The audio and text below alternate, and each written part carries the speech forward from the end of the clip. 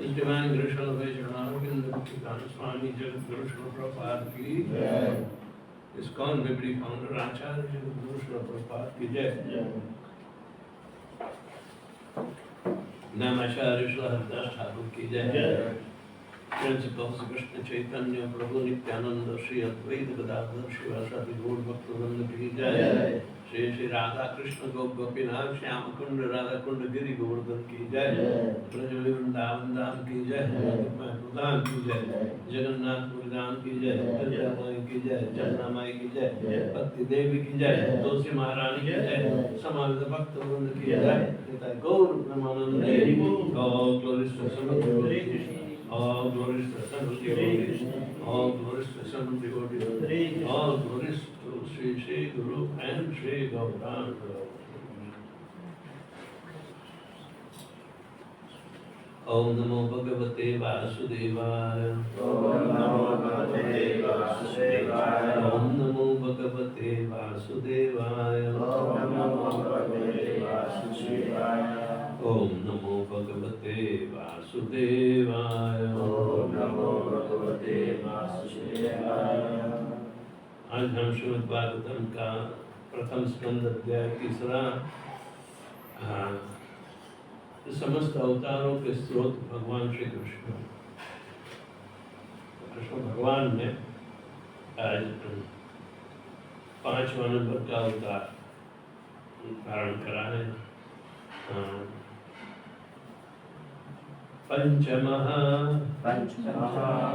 कपिलो नाम सिद्धेशः कालविप्लुतं प्रोवाच असुरये सांख्यं तत्त्वग्रामं विनिर्णयम् पंचमः कपिलो नाम सिद्धेश कालविप्लुतं प्रोवाच सूरये सांख्यं तत्त्वग्राम विनिर्णयम् पंचमः कपिलो नाम सिद्धेश कालविप्लुतं प्रोवाच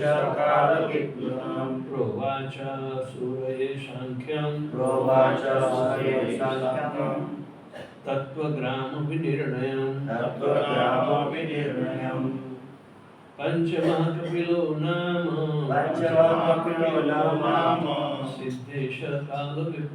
सिद्धेश कालविप्लुतं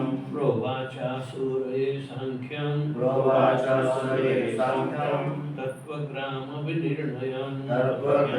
विनिर्णयम् पंचमः कपिलो नाम सिद्धेश कालविप्लुतं प्रोवाच सूरये सांख्यं तत्त्वग्राम विनिर्णयम् पंचमः कपिलो नाम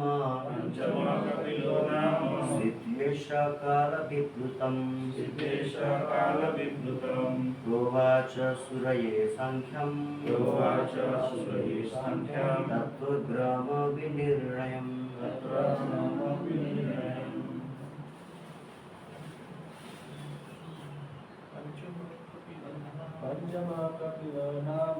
पंचमः कपिलो नाम सिद्धेश कालविप्लुतं प्रोवाच सूरये सांख्यं तत्त्वग्राम विनिर्णयम्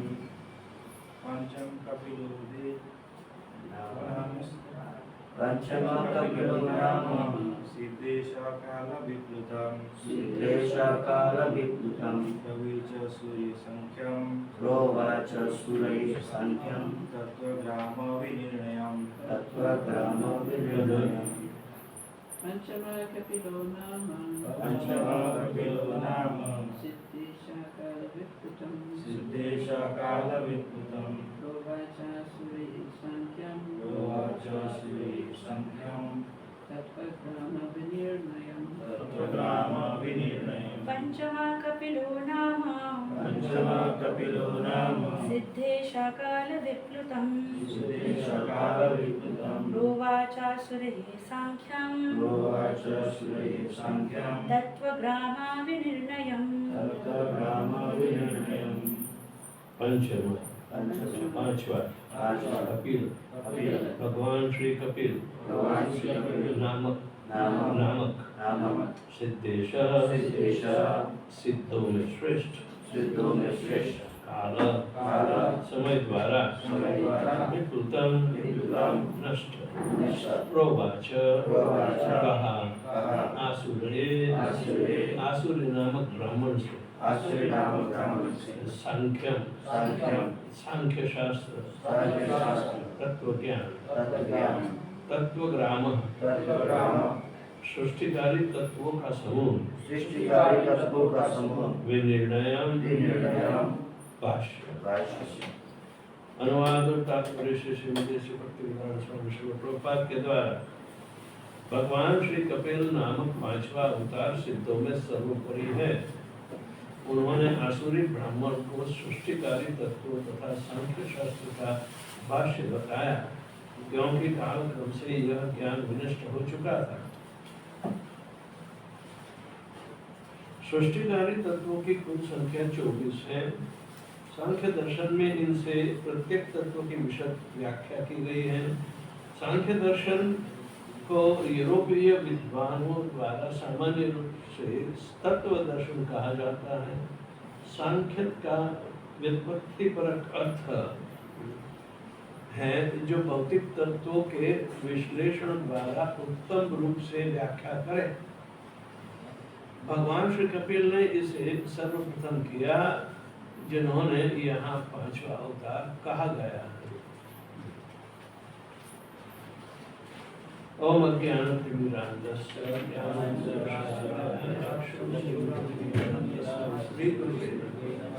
श्री चैतन्य मनोभीष्टं स्थापितं येन भूतले स्वयं रूपकथामहं ददाति स्वपदान्तं। वन्देऽहं श्रीरूपं साग्रजातं सावधानं साद्वैतं सावधूतं परिजनसहितं कृष्णचैतन्यं श्री राधा कृष्णपादान् सकला ललिता श्री विशाखान्वितांश्च हे कृष्णा करुणा सिन्धु दीनबन्धु जगत्पते गोपेश गोपिकान्त राधाकान्त नमस्तुते तत्पदाञ्चन गौराङ्गी राधे वृन्दावनेश्वरी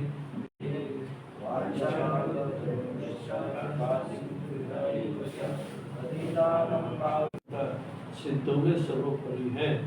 उन्होंने आसुरी ब्राह्मण को सृष्टिकारी तत्व तथा सांख्य शास्त्र का भाष्य बताया, क्योंकि कालक्रम से यह ज्ञान विनष्ट हो चुका था।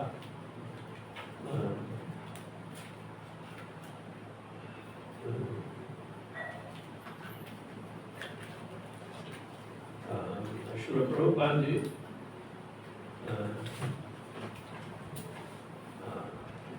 पांचवा अवतार कपिल देव के बारे में बताते हैं। कपिल तत्व संख्याता, तत्व संख्याता 24 तत्वों की उत्पत्ति सर्वप्रथम भगवान ने सृष्टि के सृजन में की है। और कपिल देव भगवान के अवतार रूप में आए। एक आसुरी ब्राह्मण को इन्होंने बताया। हाँ, लेकिन पहला बाद में अपना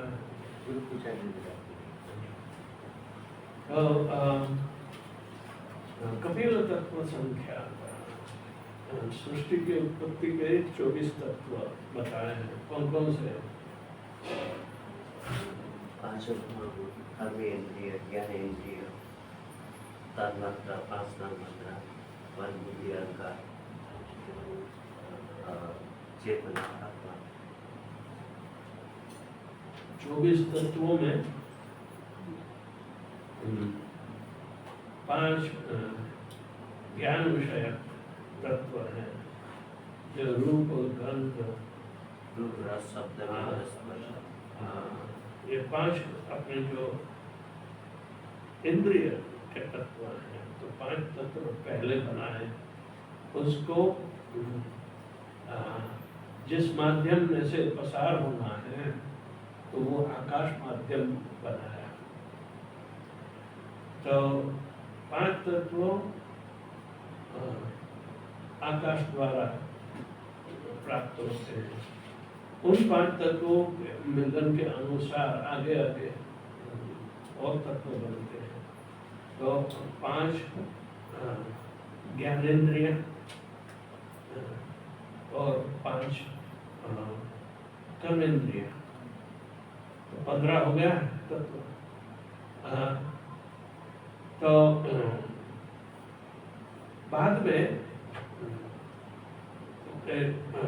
पृथ्वी, जल, अग्नि, वायु, आकाश, मन, बुद्धि और अहंकार, ये 8 तत्व। तो 15, 8, 23 हुए। 24वां महत तत्व बताया जाता है। तो कपिल देव आसुरी ब्राह्मण को बता रहे। सृष्टि का सृजन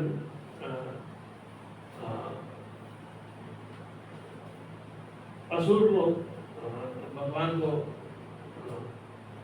एकमात्र सर्व कारण कारण नहीं समझते। हाँ, वो तो समझते हैं कि कोई आकस्मिक रूप से बिग बैंग थियरी करके वो पैदा हो गया।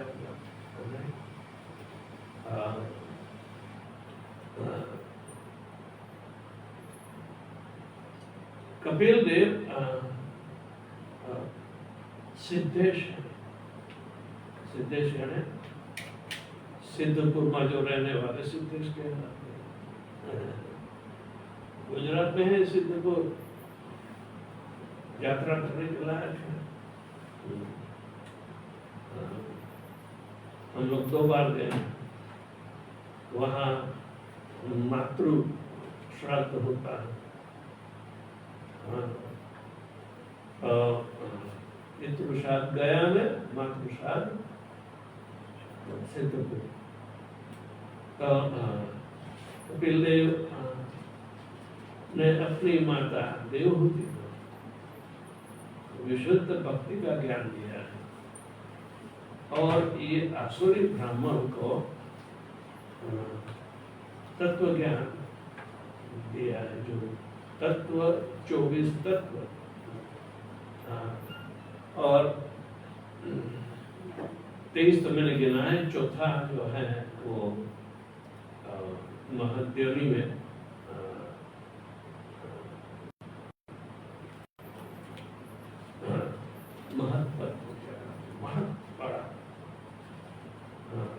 महत्तत्व भगवान विष्णु के दृष्टि का रूपांतर है।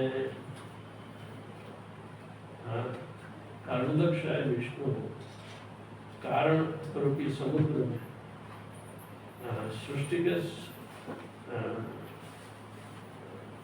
पैदा होने के लिए आए। तो कृष्ण भगवान ने तो ये 24 तत्व बना दिए, अभी विष्णु जी आ रहे हैं कारण रूपी समुद्र में। उन्होंने दृष्टिपात करके ये महत्तत्व पैदा किया। ये दृष्टि में जीव भी गए, जो परावर्तित प्रकृति पैदा हुई, वहाँ जो सच्चिदानंद प्रकृति है उसको सत्व रज और तम की प्रकृति मिली।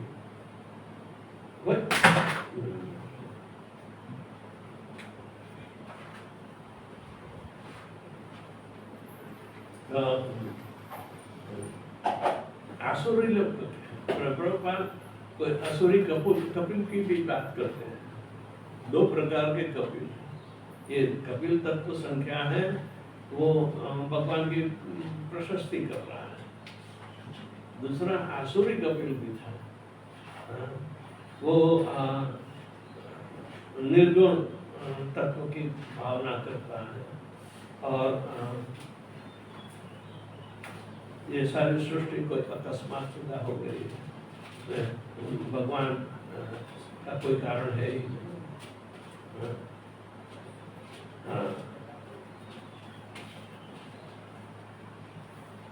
तत्व ग्राम विनिर्णय, ग्राम यानी इकट्ठा, जो सारे तत्व का संकलन होता है तो ग्राम शब्द का उपयोग होता है। तत्व ग्राम, अलग अलग तत्व नहीं, तत्व ग्राम यानी कि तत्वों का एसोसिएशन जब होगा। ग्राम यानी छोटा सा गांव, छोटे से गांव में भी थोड़े जीव तो होंगे। और तत्व ग्राम, ये तत्व का समूह इकट्ठा होता है तो भगवान अपनी दृष्टि से जीवों को उतारते हैं, दृष्टि द्वारा। और परावर्तित 3 गुण जो है सत्व रज और तमोगुण, वो फंसता है और बाद में 24 तत्व का उसका शरीर बनता है। तो ये कौन से तत्व से कौन आया, वो हमें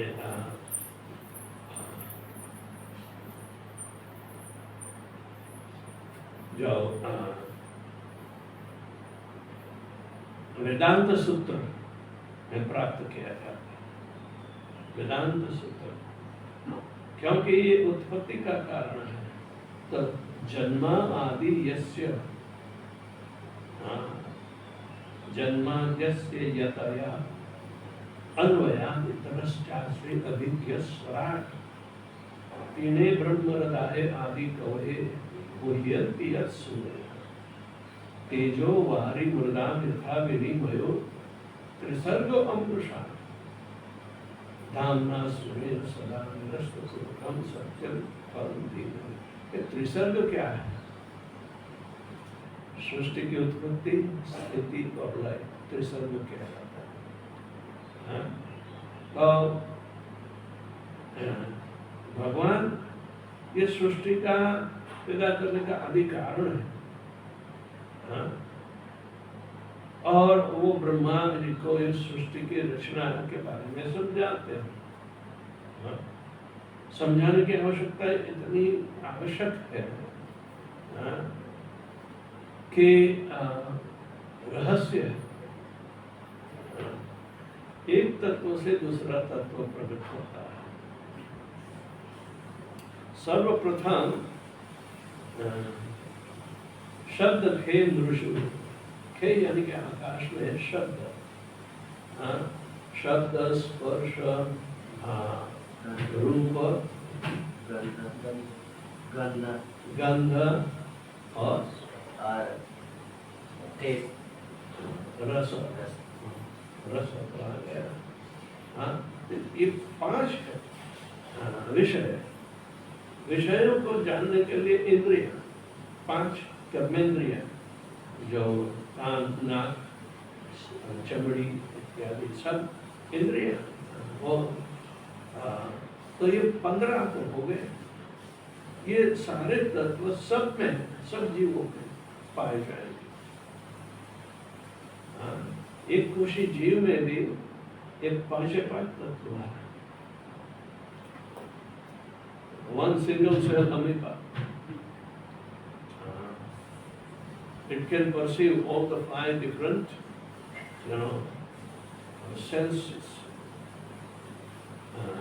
The sense organ होते हैं, senses, sense organ, and the senses which are perceiving, that is innermost, inner senses what we call it. सुनने के लिए कान दिए हैं, और कान स्वयं नहीं सुनता, वो तो साधन है।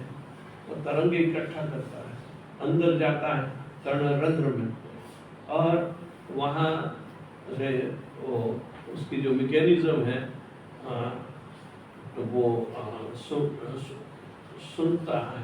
पहले टप टप टप टप आवाज आती है, वो सुनता है, लेकिन उसका रूपांतर शब्द में करता है। तो शब्द तो बहुत प्रकार के बताए हैं। तो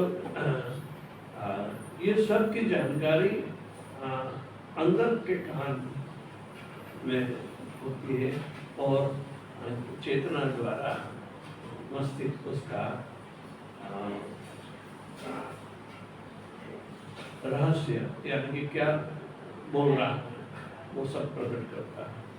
वो विकसित दिमाग की आवश्यकता तब ये होता है। सामान्य मनुष्य पशु बहुत वो भी अपने खुराक के लिए, आराम के लिए,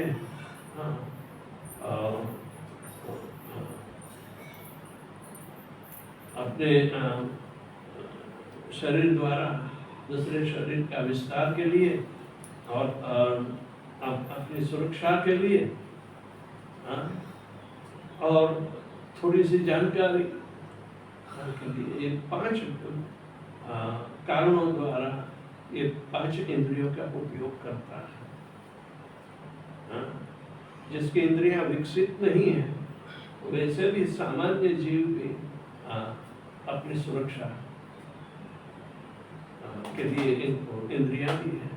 ये 5 इंद्रियां आत्मा जीव की जो जो सुरक्षा है वो शरीर में उसको बनाने के लिए की गई है। लेकिन ये 5 इंद्रियां तो आत्मा की जानकारी के लिए भी दी गई है। हाँ, क्योंकि आत्मा भगवान का अंश है, चाहे एक कोशी जीव में हो या बहुकोशी जीव में हो।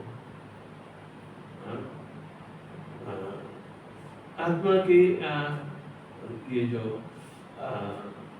जटिल बातें आगे आगे जितना जटिल शरीर होता है, इसका विकास होता है तो जटिल बनती है। हाँ, आग को अमीबा के कान नहीं दिखाई देते, छोटे जीवों के कान नहीं होते, अरे सांप को भी कान नहीं होता, इसलिए क्या उसको श्रवणेंद्रिय नहीं है? वो अपनी चमड़ी में ऐसे ज्ञान तंतु हैं कि कोई नजदीक आता है उसके हलन चलन या सब की वो आवाज उसको आती है। हाँ? सांप को कान नहीं होता, पर्दा होता है लेकिन कान अंदर नहीं है, स्पर्शेंद्रिय नहीं, ये श्रवणेंद्रिय नहीं है। तो मनुष्य को ये सारी इंद्रियां इतनी विकसित दी है, लेकिन जिस हेतु के लिए मनुष्य को श्रवणेंद्रियां दी है वो तो भगवान का नाम सुनने के लिए है। नहीं तो अलग अलग प्रकार के मनुष्य या जीव अपना अपना समाज इकट्ठा करते हैं, लेकिन अपनी अपनी इंद्रियों से वो जाने जाते हैं। स्वविद्वराह उष्ट्रैः खर पशु नर पशु, स्वविद्वराह उष्ट्रैः नर पशु यत् कर्णपटोपेतो जातु नाम गता। हाँ, इनकी इंद्रिय के लिए वृषभदेव कहते हैं कि स्व यानी कुत्ता, विद्वरा यानी के सुवर, उष्ट्र यानी कैमल ऊंट, और खर यानी गधा। ये चारे चार अपने स्वादेंद्रिय द्वारा एक दूसरे के महत्ता समझते हैं। स्वादेंद्रिय, हाँ, कुत्ता जल्दी जल्दी खाता है, चोरी करके और निकल जाता है, बाद में फिर से निकाल के चबा के खाता है, स्व के अलावा। उसी तरह विद्वरा के खाने का तो स्वाद ही अलग होता है। गरम हलवा नहीं खाएगा, लेकिन गर्मा गर्म विष्टा को खाएगा। और तीसरा है ऊंट, कंटीले पत्ते खाना चाहता है, इतनी गर्दन ऊंची रखी है, लेकिन वह कंटे का ही उसको पसंद है। कंटे से उसकी जीभ कटती है और पत्ते के साथ लहू मिश्रित होता है, वो समझता है बहुत बढ़िया लग रहा है, स्वाद आ रहा है। और गधा सारा दिन मेहनत मजदूरी करता है और मिलता है थोड़ा ही खाना उसको, लेकिन वो समझता है कि मेरा मालिक मेरा भरण पोषण कर रहा है। तो स्वविद्वराह उष्ट्रैः खरैः नर पशु। उसी तरह आदमी भी पशु है जो से खाने के लिए जीता है, हाँ? स्पर्श के लिए जीता है, हाँ? अच्छा गाना सुनो, तो ये इंद्रिय तृप्ति इस तरह विशेष रूप से नर पशु करता है। तो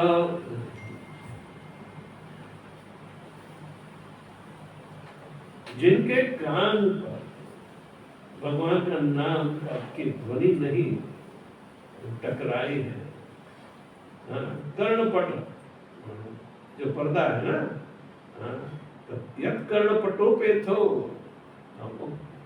जातु नाम गदाग्रज, जब तक गदाग्रज भगवान श्री कृष्ण विष्णु हाथ में गदा लेकर खड़े हैं, सबकी अज्ञानता तोड़ने वाले हैं। तो ये सिर्फ इंद्रिय तृप्ति के लिए जीना मनुष्य, वो सब नर पशु कहलाता है। ये सारे पशु एक दूसरे खाने की ही लालयत होते हैं। ऑस्ट्रेलिया से इतने लोग ये प्रदेश से आते हैं, इंद्रिय तृप्ति के लिए ही आते हैं, जिसे हम टूरिज्म कहते हैं। फूडी बन जाते हैं, अलग अलग प्रकार। जिस देश में ज्यादा वैरायटी का खाना है, उस देश में ज्यादा जाएंगे। जिस देश में ज्यादा व्यभिचार हो सकता है, वहां ज्यादा जाएंगे। जिस देश में कुदरती सौंदर्य है अच्छे, तो ज्यादा जाएंगे। तो कहने का मतलब है ये सारे नर पशु हैं। थाईलैंड में बहुत सारे नर पशु हैं। इनके कानों के पट पर हमें हरिनाम कीर्तन सुनाना चाहिए, और तभी उनका उद्धार होगा। तो कपिल देव बुनियादी बातें करते हैं जो समझने के लिए काफी आवश्यक है। ये भगवान तरफी है, भगवान ने पैदा किया है और आत्मा की जानकारी के लिए पैदा किया है। 5 ज्ञानेंद्रियां, 5 कर्मेंद्रियां, 5 स्थूल इंद्रियां, 15 और पृथ्वी जल अग्नि वायु आकाश, खम मनोबुद्धि रेव च, मनोबुद्धि और अहंकार। इसी तरह 23 तत्व, और चौथा महाविष्णु ने आकर महत्तत्व डाल दिया। सारा पलटा मारा है महत्तत्व ने। जो सच्चिदानंद जिसकी दृष्टि है, तो वहां आकर परावर्तित हो गए सत्व रजोतम, और उसमें जीव भी आया। स इक्षत स ईमान लोकान असृजत। भगवान ने दृष्टिपात से ही जीवों को अंदर डाला है ये भौतिक सृष्टि के गर्भ में। तो ये जीवों की सृष्टि जो है, तो भगवान स्पष्टता भगवद गीता में कहते हैं कि सर्व योनिषु, हर एक प्रकार 84 लाख योनियां हैं। सर्व योनिषु कौन्तेय, एक अर्जुन, संभवंती मूर्तयन्ति, वहाँ सब जीवों को अपना अपना स्वरूप, मूर्त यानी कि इनका स्वरूप संभव होता है। उसमें ताशाम महद्योनि, जहाँ वो सारे जीव पैदा होते हैं, वो महद्योनि यानी कि ये दुर्गा देवी जो माया की अधिष्ठात्री, वो जगत जननी कहलाती है। तो सर्वयोनिषु करुते मूर्तयन्ति संभवन्ति जा तासाम महद्योनिर अहम बीज प्रदत्ता। शी इज महद्योनि, दुर्गा माता महद्योनि कहलाती है, और उसमें बीज प्रदान करने वाला पिता मैं हूँ। तो शिव जी के माध्यम द्वारा आया, और लेकिन बीज प्रदान मैंने किया। यानी कि हर एक जीव भगवान का अंश है। एक कोशी हो, बहुकोशी हो, हर एक जीव भगवान का अंश है। तो ये सारे तत्व इत्यादि देवहूति को माध्यम बनाकर, और यहाँ आसुरी ब्राह्मण को सिखाया। ये दोनों जानकारी के लिए इच्छुक थे, तभी तो कपिल देव बोले। जबकि देवहूति को कपिल देव ने देवहूति की प्रार्थना की, भगवान मेरा उद्धार कैसे होगा। वो तो जानकार थी, उसके लिए ये तत्वों की बात कपिल देव ने नहीं की। हाँ? तत्व ज्ञान, ये जो 24 तत्वों की बात है वो आसुरी ब्राह्मण को, क्योंकि असुर लोग या साइंटिस्ट आप विश्लेषण करके सारे एलिमेंटल नॉलेज नहीं दोगे। जो नॉलेज कपिल देव देते हैं, भगवान देते हैं, वो नॉलेज तो देवताओं जैसे बड़े बड़े जीव हैं, सर्वोत्तम जीव हैं, उनको भी समझने में परेशानी आती है। मुह्यन्ति यत् सूर्य, मुह्यन्ति यत् सूर्य, इनके देवता लोग भी ऐसा भगवान का प्रभाव देखकर वो मोहित हो जाते हैं। किस तरह कि तेजो वारी मृदाम यथा विनिमय, तेज यानी कि सूर्य का तेज, वारी उसमें से पानी निकलता है, मृदाम उसमें से पृथ्वी निकलती है। हाँ,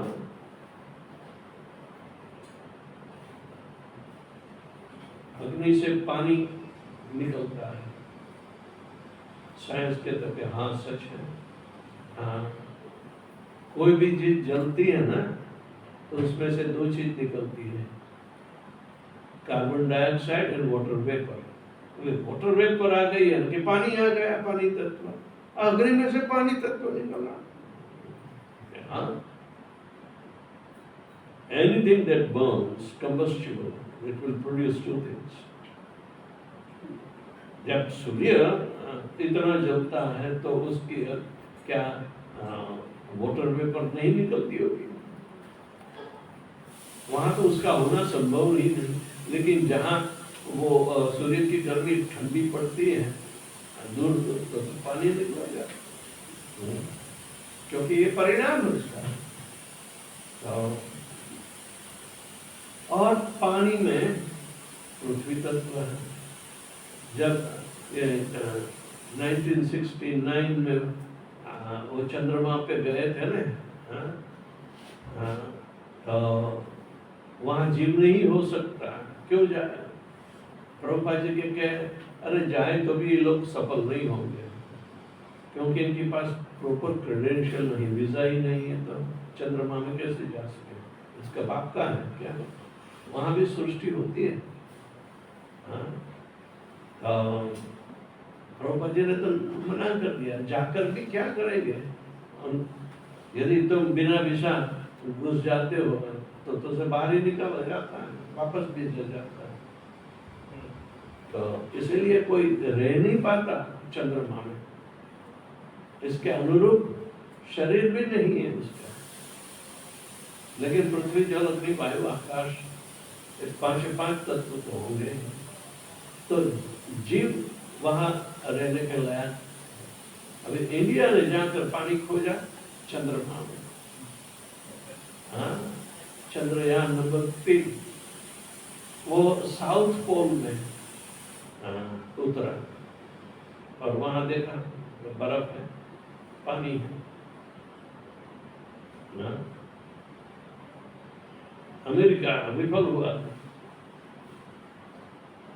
तो कहने का मतलब है हर एक जगह पृथ्वी, जल, अग्नि, वायु, आकाश, पंचमहाभूत, यानी कि पंचमहाभूत की सृष्टि है सारी। जहाँ देखो इतने इतने बड़े बड़े ब्रह्मांड हैं, ये सभी पंचमहाभूत के, पंचमहाभूत अपने से भी विशाल ब्रह्मांड होते हैं। तो ये सब कृष्ण भगवान ने जीवों को अलग साम्राज्य दिया है, लेकिन प्रकृति अधिष्ठात्री दुर्गा उसका संचालन करेगी। लेकिन जीव आए, क्यों आए?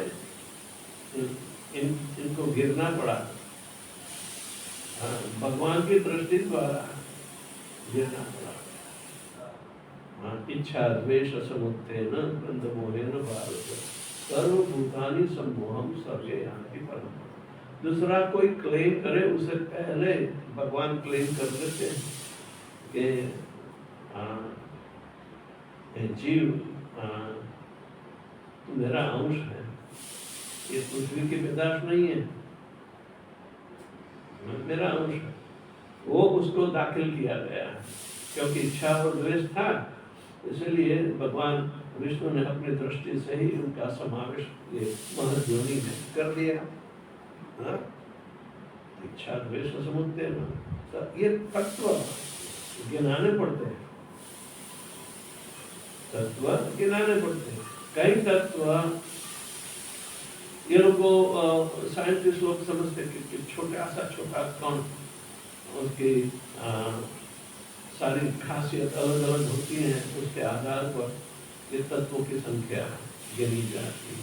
लेकिन नहीं, पृथ्वी तत्व है, पृथ्वी में ही तो सारे 99 एलिमेंट्स जिनको साइंटिस्ट ने खोज डाले हैं वो है समूह में है। लेकिन सारी पृथ्वी एक तत्व बनता है, पानी अलग तत्व बनता है, वायु अलग तत्व बनता है। तो ये सब की उस ग्रॉस लेवल पर हुई है। सूक्ष्म लेवल पर कोई तत्व किसी में से रूपांतर होता है वो नहीं कह पाते। यूरेनियम लेवल तो वो अपने आप जो शक्ति ऊर्जा जो है वो, लेकिन ऊर्जा खत्म होने पर तो देर बन जाता है और उसमें लेड ही लेड होता है।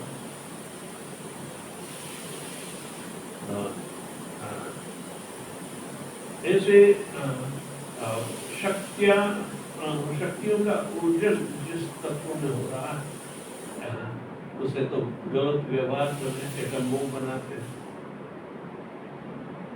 कुदरत की शक्ति दिमाग मनुष्य का अपने अहंकार से पुरुषों का नाश करने के लिए। तो ये कलयुग में जानना तो आवश्यक है, लेकिन उससे हमें सुधरने का भी मौका मिलता है। हम नास्तिक नहीं रह सकते। नास्तिक लोगों के पास ऐसा विश्लेषण भी नहीं है, तत्वों का विश्लेषण। फिर भी एक कोई नास्तिक कपिल भी हुआ, प्रभुपाद जी इसके बारे में बात करते हैं। उन्होंने कहा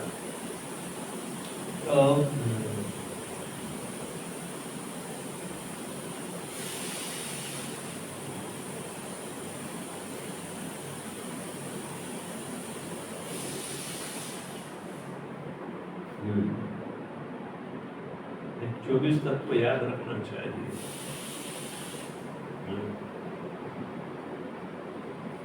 बाद में जीव का प्रवेश होता है।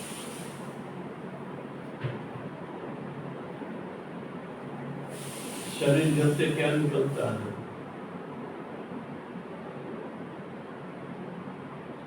शरीर जलता है, मरने के बाद शरीर जलाया जाता है, क्या निकलता है?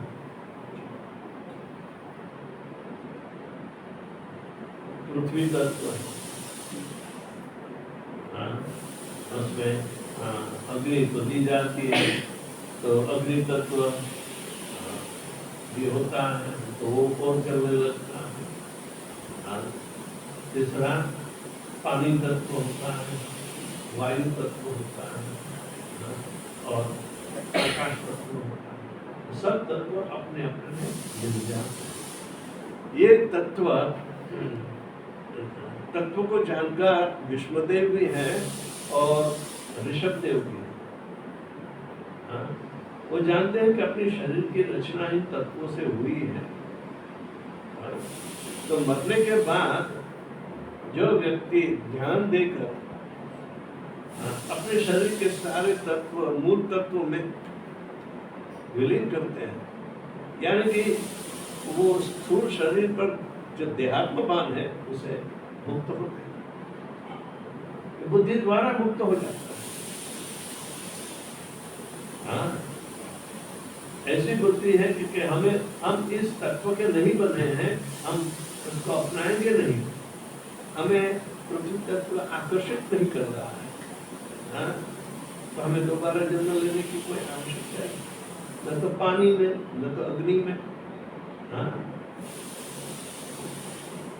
वो समझ रहे हैं कि मैं तो आत्मा हूँ, अग्नि भी जला नहीं सकती, पानी भी भिगो नहीं सकता, तो ये आत्मा के गुण हैं। जो आत्मा के बारे में परिचय किया है वो गुरु के द्वारा ही करना होता है। तो आत्मा का परिचय होते इन तत्वों से हमें जानबूझकर अपने आप को निकालना होता है। उपवास क्यों करें? तो उपवास के पीछे हेतु क्या था? गरीबो, उपवास के पीछे हेतु क्या है? शारीरिक आवश्यकताओं से ऊपर उठना। शारीरिक आवश्यकताओं से ऊपर उठना। उपवास के पीछे अन्न का क्यों त्याग करते हैं? अन्न से शरीर बनता है, शारीरिक भान अन्न से आता है। जब उपवास करते हैं तो शरीर में बिना अन्न पवित्रता रहती है, नहीं तो सारे विषय की इच्छा अन्न खाने से होती है। अन्नात् भवन्ति भूतानि पर्जन्यात् अन्न संभव, यज्ञात् भवति पर्जन्य, यज्ञ कर्म समुद्भव, कर्म ब्रह्मोद्भवं विद्धि, ब्रह्माक्षरं समुद्भवम्, तस्मात् सर्वं ब्रह्म नित्य यज्ञे प्रतिष्ठितम्। ये आंतरिक यज्ञ अपनी इच्छाओं को भी ज्ञान की अग्नि में आहुति देना, ज्ञान की अग्नि में आहुति देना इच्छाओं। इच्छाएं तो ग्रोस होती है और इंद्रिय तृप्ति की इच्छा होती है, कहीं स्वादेंद्रिय की होती है, कहीं स्पर्शेंद्रिय की होती है। तो ये सारे तत्वों की जो बात है, जो अज्ञानता से तत्व पर हम जानते हुए भी आकर्षित रहते हैं, तो वो ठीक नहीं, उससे मुक्त होने की आवश्यकता है। तो बहुत प्रकार के यज्ञ बताए हैं। मौन व्रत भी एक यज्ञ है कि यदि बोलना है तो भगवान के बारे में बोलना, नहीं तो बोलने की आवश्यकता ही नहीं।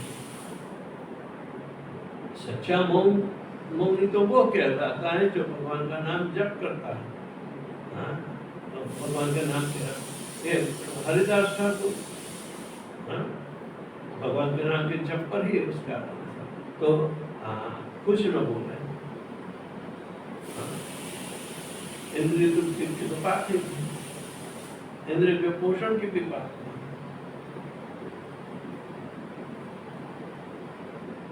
कहने का मतलब है सब प्रकार के यज्ञ भगवान ने भगवद गीता में भी बताया। सुनने में भी यज्ञ कर सकते हो श्रवणेंद्रिय द्वारा, हाँ, कि हमें गलत सुनना ही नहीं। तो वो सुनने में हमें आहुति किसकी देनी है? ये श्रोतव्यादिनी राजेंद्र नृणाम नृणाम संति सहस्रशु अपश्यताम आत्मतत्वं गृहेषु ग्रहमेधिना। तो ये सारे तत्व उनकी बात होती है। कपिल देव 24 तत्व भगवान के लिए कैसे समर्पित हो सकते? हमें व्यर्थ कोई त्याग करने की बात ही नहीं। हाँ, ये तत्व यदि भगवान को अनुकूल है तो देना हमें चाहिए।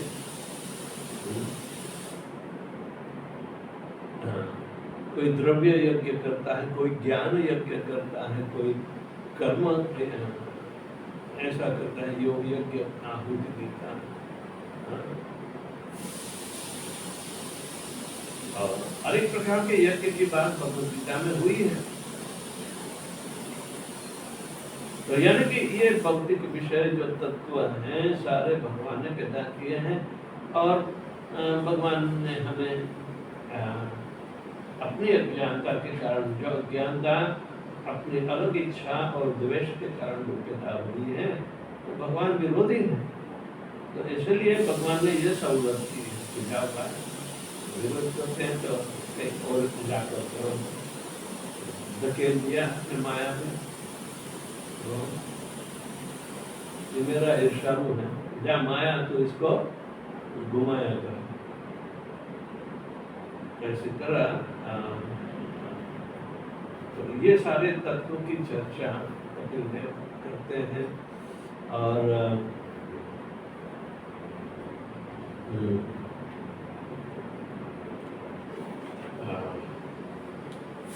संक्षिप्त में कपिल देव का ये अवतार काल विपुलतम सिद्धेश काल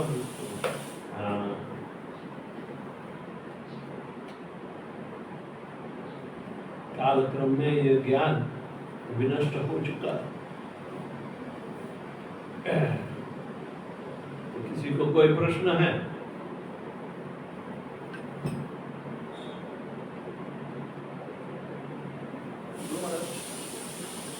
How do we understand presence of Mahad Tattva in our body? हाँ?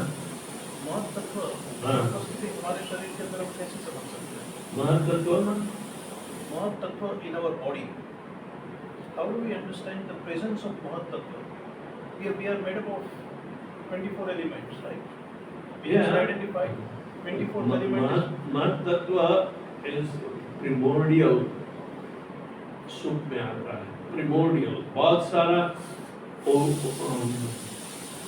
प्राथमिक अवस्था जिसे बोलते हैं, तो वो स्टेट में महत्त्व में 3 गुण आते हैं। ये 3 गुण आए कहाँ से? जो आध्यात्मिक प्रकृति से विरुद्ध है। तो अवश्य ये भौतिक सृष्टि पर इसीलिए दृष्टिपात करते हैं। स इक्षति, सिर्फ देखकर ही ईमान लोकान असुर सारे ब्रह्मांड पैदा हो गए, देखने के। हाँ, तो भगवान की दृष्टि आध्यात्मिक होनी चाहिए, है ना? आध्यात्मिक होनी, सत, चित और आनंद आध्यात्मिकता के 3 गुण हैं। अभी ये परावर्तित हो गए। ये परावर्तित गुण सत्व, रज और तम भगवान के गुण से विरुद्ध है, क्योंकि यहाँ ये 3 गुण ही सारा जीवों का संचालन करेंगे। त्रैगुण्य विषया वेदा नैस्त्रगुण्य भवात्म। वेदों के विषय भी 3 गुण से फंसे हैं। क्या भौतिक अवस्था में 3 गुण सब जगह है? इन गुणों के मिश्रण द्वारा ये सारी 84 लाख योनियां भी उत्पन्न हुई। प्रभुपाद जी कहते हैं कि 3 गुण का मिश्रण चालू करो, तो 3 से 3 9 होए, 9 से 9 81 हो। उसी तरह कितनी मर्यादा का 84 लाख योनियां में कई न कई गुणों में तफावत है, इसीलिए कहे जाते हैं। तो सृष्टि, चंद्रमा की सृष्टि कुछ और है। 3 गुणों का पर्याय ही अपने यहाँ पृथ्वी पर जहाँ सारी सृष्टि संभव बनाई है, और संभव होने वाली है, वो तो देवता भी जानते हैं, लेकिन हिरण्यकशिपु ने उठा के ऐसे पाताल लोक में चाह दी, उठा के रख दिया। जहाँ सृष्टि पैदा ही न हो, ऐसी जगह है। तभी तो भगवान ने सुकर का अवतार लेकर वहां से अपने तंतुशोल पर उठाकर पृथ्वी तो गर्भदक्षाई समुद्र से तरती रख दी। So is Mahatattva present in our body? Mahatattva, yes, Mahatattva is composed of 3 modes of material nature. Okay. ये तो है ना, we can understand that. Yeah. कि भाई आपने कौन से गुण हैं, हाँ? और 3 गुणों में सत्वगुण का तो नाम निशान नहीं रहा है कलियुग में। ज्यादातर रजोगुण और तमोगुण की प्रवृत्ति है। हाँ? जबरदस्ती से नौकरी जाओगे ना, तो कौन से गुण की प्रवृत्ति है? रजोगुण की। हाँ? रात को दिमाग काम नहीं करता है ना, क्यों? शरीर थका, परेशान हो गया तो तमोगुण आएगा। हाँ? सुबह मंगल आरती क्यों करते हैं? सुबह सुबह माला क्यों करते हैं? ब्रह्म मुहूर्त का समय है, सत्वगुण का इतना ही हमें सदुपयोग करने के लिए, नहीं तो सारा दिन तुम्हारी माला ड्रैग होगी और माला करने का कोई ठिकाना नहीं होगा। गुणों का प्रभाव है। हाँ? और भौतिकता में तो एक चीज दूसरी चीज, जहां तक भौतिक आकर्षण है तो गुणा गुणेशु वर्तयन्ति इति धारयन्। गुणों गुणों की प्रति मिलावट होती है।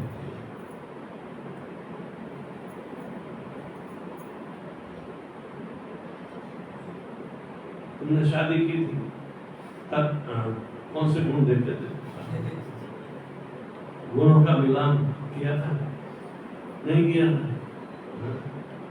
तो भगवान की भक्ति में मिलान की आवश्यकता नहीं, सब सत्गुणों में हो जाता है। लेकिन बात परेशानी घर में होती है ना, वहाँ यदि सत्गुणों का उपचार नहीं है तो क्या होगा? झगड़ा होगा।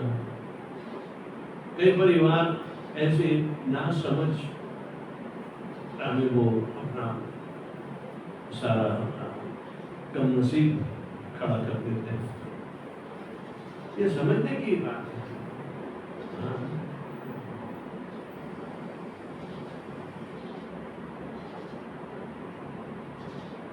भगवान तो कहते हैं ज्ञान विज्ञान सहितम यज्ञात्वा मोक्ष से शुभान।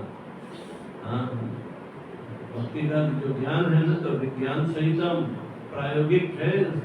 हाँ, और थियोरी भी है, दोनों तरफ से जानना होता है। थियोरी है तो थियोरी समझाने की कोशिश करते हैं ना।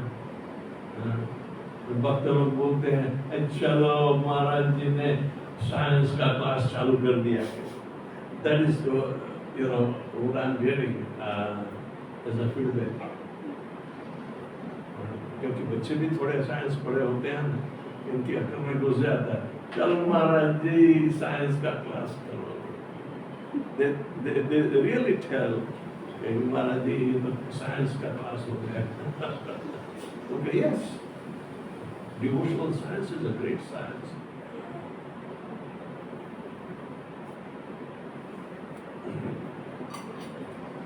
चौथे स्कंद में पुरंजन की कथा आती है, सारी गायनेकोलॉजी, वो भी तो साइंस है। छठे स्कंद में एस्ट्रोनॉमी आती है सारी, वो भी साइंस है। समय की गिनती करना, खोपड़ी चलती नहीं है, समय की गिनती भी बताई है, साइंस है। इंडिया में ये अपने शास्त्र में जितना साइंस है वो प्रदेश में कहाँ था? तो चोर लोग आ गए, हमें लूट के चले गए और लूट का धंधा हमसे ही खरीदवाते वापस। बेवकूफ है ना, इसलिए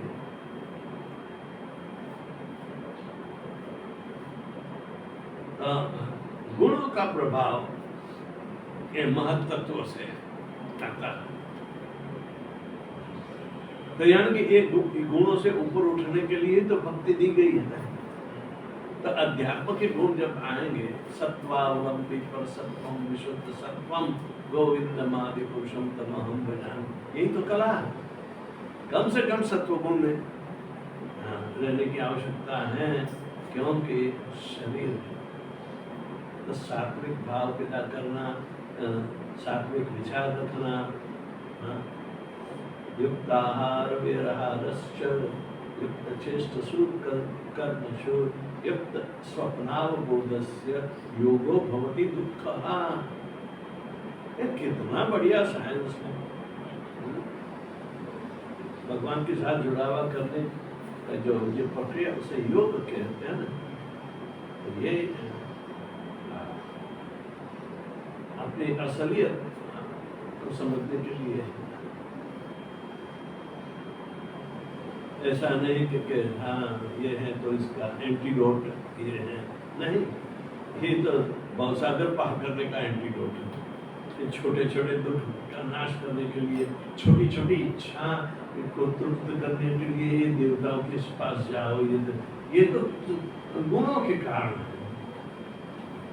अच्छे बहू चाहिए, हाँ, तो भाई शिव जी और पार्वती से प्रार्थना करो। अच्छा पति चाहिए तो शिव और पार्वती से प्रार्थना करो। तो कात्यायनी देवी, हाँ, हाँ, लेकिन गुणों का प्रभाव होता है। लेकिन भगवान के लिए कौन से गुण की आवश्यकता है? तो वो जगह जाना, यद गत्वा न निवर्तन्ते तद्धामं परमं मम। निवर्तन हम चालू रखने के लिए हम कात्यायनी के पास जाएंगे। भगवान श्री कृष्ण ही हमारा पति बना, इस हेतु से कात्यायनी की उपासना करनी चाहिए। फालतू फालतू शरीरधारी मनुष्य इससे हमें क्या लाभ होगा?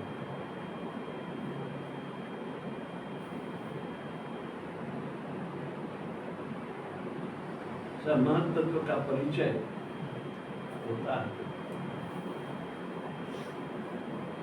चित्त क्या होता है? चित्त चित्त मन बुद्धि अहंकार को चित्त भी बोलते हैं। चित्त चेतना चित्त चित्त એટલે શું? What is चित्त? चित्त चित्त क्या है गुरु महाराज? चित्त क्या होता है?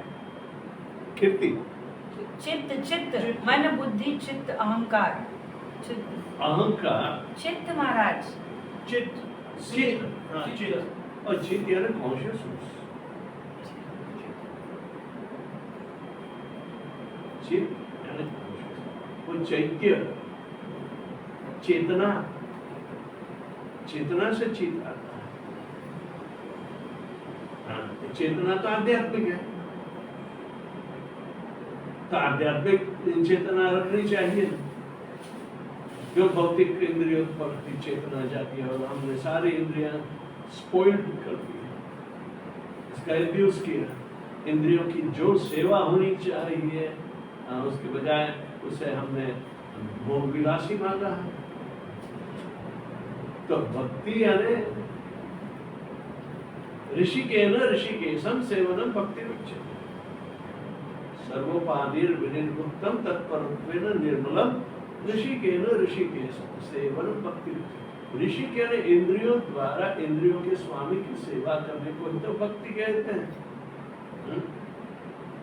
जहां कहाँ आपको अपनी इंद्रियों को काम में लगाना पड़ेगा भगवान की सेवा में।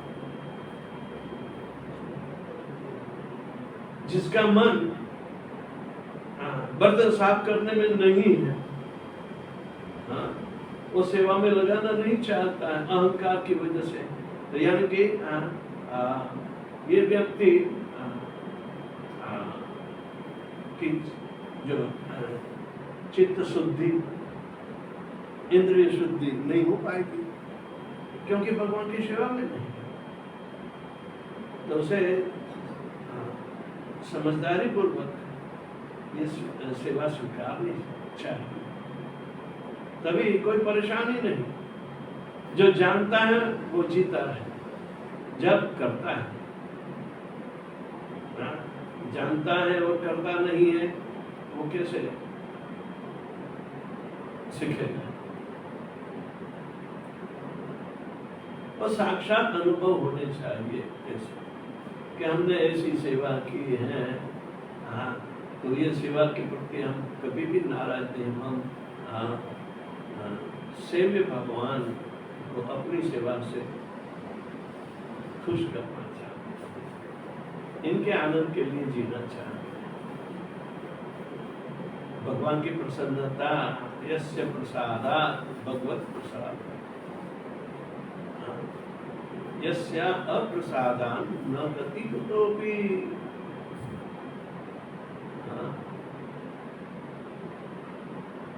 तो सेवा करनी है तो किसी की प्रसन्नता के लिए ही करनी है।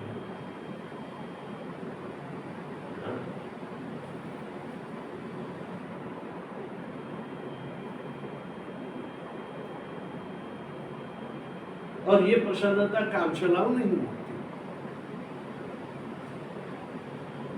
किसी भी भौतिक परेशानी में रोटी कपड़ा मकान देते क्या आदमी को संतोष होता है? हर रोज का खाना भी नहीं मिलता, रोटी कपड़ा मकान एक बार आ गया तो फिर से उसे मेहनत तो करनी पड़ेगी। उसे ये सफलता नहीं हो सकती, जबकि आत्मा की शुद्धि द्वारा ही सफलता हो सकती है। और उसकी जानकारी के लिए हमें ये सारा शास्त्र में बताया। कोई व्यक्ति इंटरेस्टेड ही नहीं, जानता है और या जानने का ढोंग कर रहा है, उसे तो कोई फायदा नहीं होगा। जिस हेतु के लिए हमें सुनने की आवश्यकता होती है, वो तो इंद्रिय की सफाई के लिए ही है।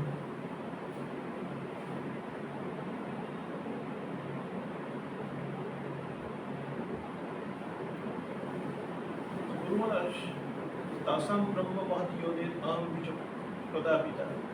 So this Mahad Yoni and Mahad Tattva, what are the same? योनि संग्रह स्थान होता है जहाँ ये सब मिश्रण होकर पैदा होता है, वो महद योनि कहता है। जैसे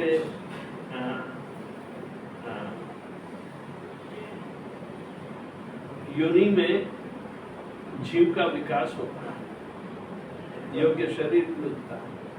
तो महद योनि में भी ब्रह्मा जी योग्य शरीर देते हैं। 84 लाख योनियों के शरीर ब्रह्मा जी ने, क्योंकि 3 गुण हैं, 3 गुण आपस में मिलकर असंख्य गुण बनाते हैं। पृथ्वी जल अग्नि वायु आकाश पंच महाभूत तो वही रहेंगे, उसकी मात्रा ज्यादा कम हो सकती है। लेकिन 3 गुण का समावेश में कौन सा ऐसा गुण होगा जो जीव को ऊंचा स्थान देता है? सत्व गुण जिनमें ज्यादा है वो देवता कहलाते हैं, तमोगुण जिसमें ज्यादा है वो दानव कहलाते हैं, बीच में मिश्रित गुण है वो मनुष्य कहलाते हैं। Right? So Guru Maharaj, in that description, we find that only the mind is in the mode of goodness, and intelligence is in the mode of passion, and everything else is in the mode of ignorance. All these 23 elements. Right. So जब ब्रह्मा जी के रात्रि में महाप्रलय होता है तो सारे जीव अपना शरीर, स्थूल शरीर खो बैठते हैं। मन बुद्धि और अहंकार का ही जो शरीर है तो जीव को यानी कि आत्मा को जो परमात्मा के साथ में है उसे कोई अनुकूल जगह पर ले जाता है जो वहाँ उसकी इच्छा पूर्ण होती। यम यम वापस त्यजन त्यंते कलेवरम तम तम तमय वेति कौन्तेय सदा तद्भाव भाविता। तो ये जो सूक्ष्म शरीर है वो अपनी इच्छा की पूर्ति लिए क्योंकि आकर्षित है,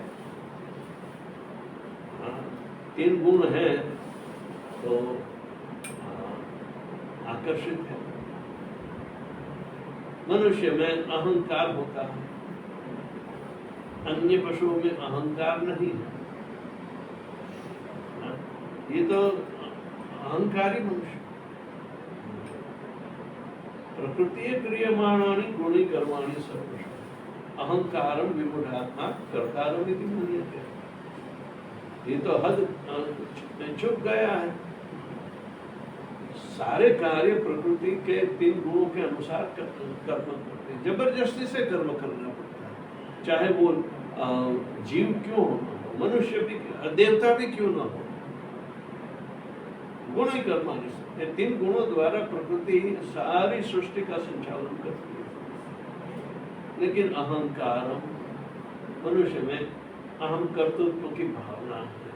जब जबरदस्ती से करता है वो नहीं समझता। हर काम जबरदस्ती से करना पड़ता है, 3 गुणों की जबरदस्ती होती है।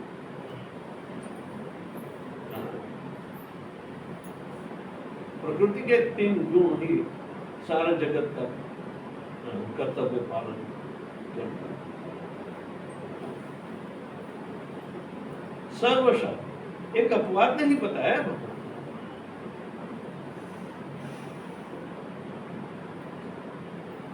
लेकिन अहंकार से विमूढ़ आत्मा विमूढ़ बन गया है। फिर से आत्मा को मूढ़ करने वाले 3 गुण हैं और अहंकार भी है। जो ज्यादातर अहंकार सात्विक, राजसिक और तामसिक विभागों में बांटा जाता है। सात्विक अहंकार क्या है?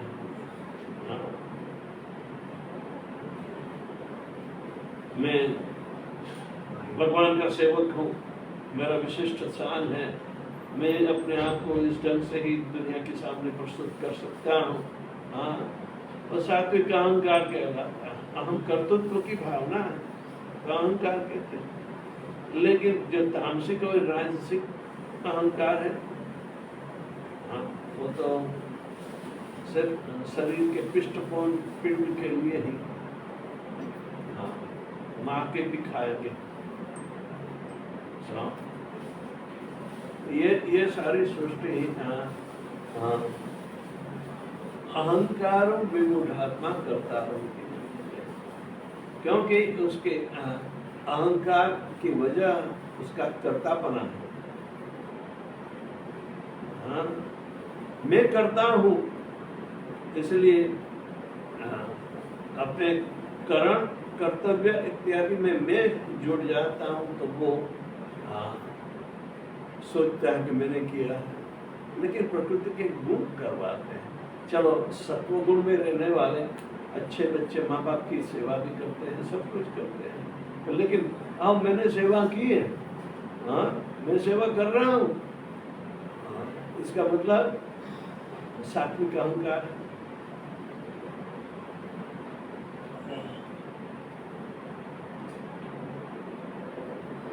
उसी तरह राजसिक अहंकार और तामसिक अहंकार, एक गुण लपेटते हैं अहंकार।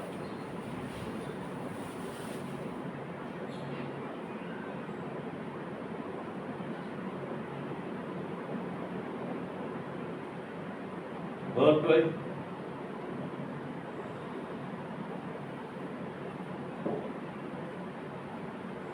जैसे अर्जुन भगवान को प्रश्न करते हैं। Arjun asked to Krishna that जो कार्य करने के लिए इच्छा नहीं है, जो कि अधर्मी कार्य करने की इच्छा नहीं है, लेकिन भगवान ने तो कहा तुझे परवशता से काम करना पड़ेगा। तू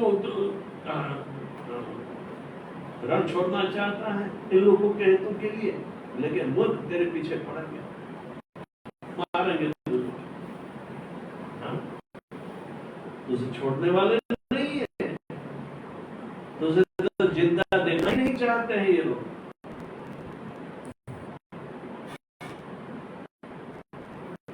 जबरदस्ती से काम, और तो क्षत्रिय है, अरे जो उनसे काम कर, मार इन लोगों को। तुझे शिक्षा मिली है ना? कहने का मतलब है तो गुणों का प्रभाव है, लेकिन भगवान के प्रति के लिए यदि हम अपने अर्जित जो गुण है वो भगवान की सेवा में समर्पित करते हैं, भक्ति सिद्ध होती है। जैसे बहुत कम पैसे कमाने की इच्छा है, जहाँ बाहर काम कर ला, एक पैसा ला। हाँ? बहुत सारे भक्त इसी तरह प्रभुपाद जी को पैसे देते थे वो पब्लिकेशन के। जयानंद तो हमने देखा है, वो इतनी टैक्सी चला, प्रेसिडेंट टैक्सी चला के पैसे कमाता है, तो जाएगा प्रेसिडेंट? टाइम हो गया, we have over time to get another class. Okay? तो गुरु का उपयोग करो।